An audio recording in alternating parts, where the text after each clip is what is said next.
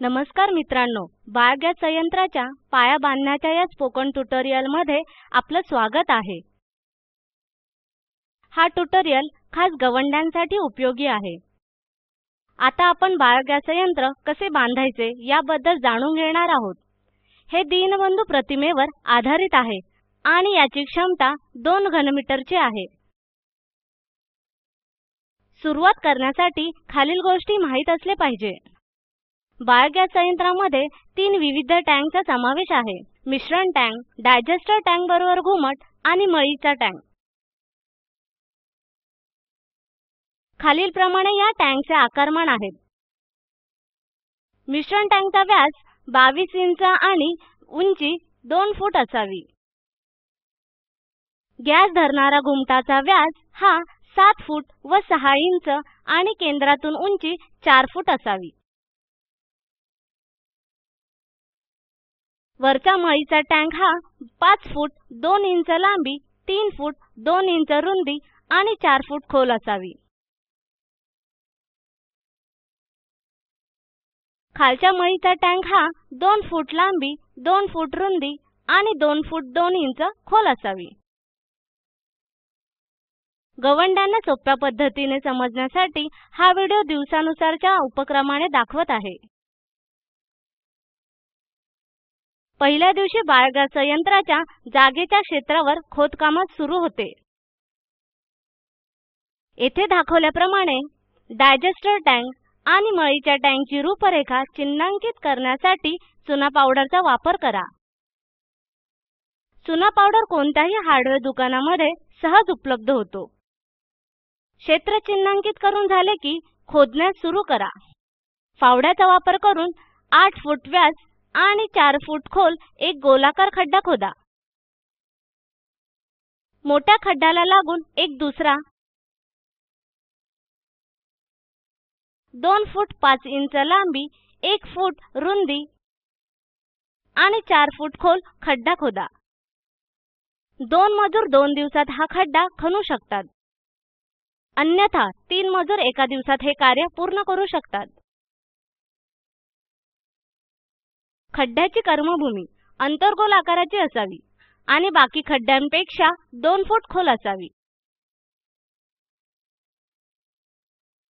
शक्यतो खड्ड्याच्या भिंती सरळ ठेवण्याचा प्रयत्न केले पाहिजे।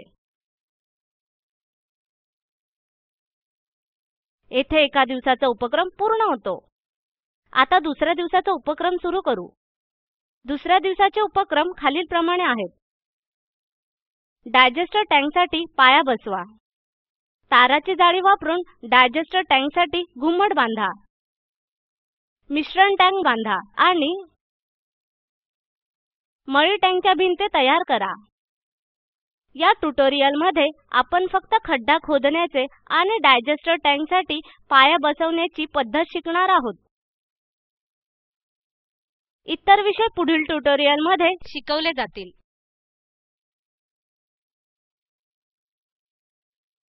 तर आता आपण खड्ड्याचे खोदकाम पूर्ण केले आहे आणि आपण पाया बांधण्यास तयार आहोत। तर आपण पाया तयार करण्यासाठी प्लास्टरचे मिश्रण तयार करू। प्लास्टरचे मिश्रण म्हणजे रेती आणि सिमेंटचे मिश्रण।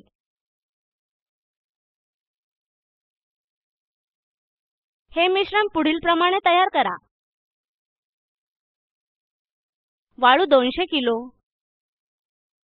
सिमेंट 60 किलो, रेती 150 किलो आणि 20 लिटर पाण्यात 250 मिलीलिटर वॉटरप्रूफिंग द्रव्य साहित्य मिसळा। आता हे द्रव्य कोरड्या रेती सिमेंटच्या मिश्रणात एकत्र करा। मिश्रण एकत्र करताना पुरेसे पाणी घालून घ्या, जेणेकरून हे मिक्सिंग सतत घट्ट राहील।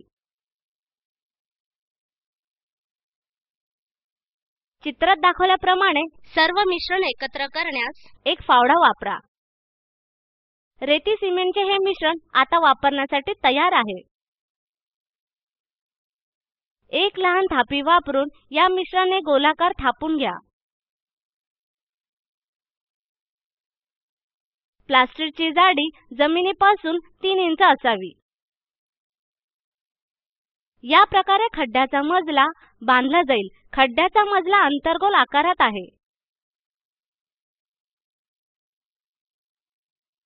त्यामुळे पायाचा आकार देखील अंतर्गोल असेल.